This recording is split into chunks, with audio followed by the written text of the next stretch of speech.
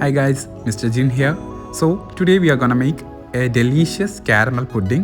Before that, if you're new to the channel, subscribe my channel and leave a like for the video. There are only 3 ingredients for this recipe, and that's 2 eggs, 1 cup of milk and sugar.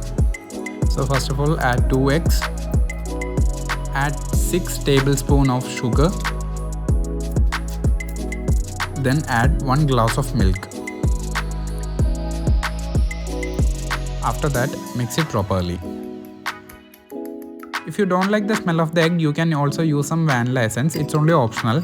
Then keep it to the side and preheat a kadai or pan. And add 4 tablespoons of sugar to the preheated kadai or pan. Mix it well, keeping in the high flame until it gets to a golden brown color. When it comes to a golden brown color, don't forget to keep the flame in medium or else it will easily get burnt. Now, when it comes to this stage, you can off the flame and add it to a bowl which you will be making the pudding.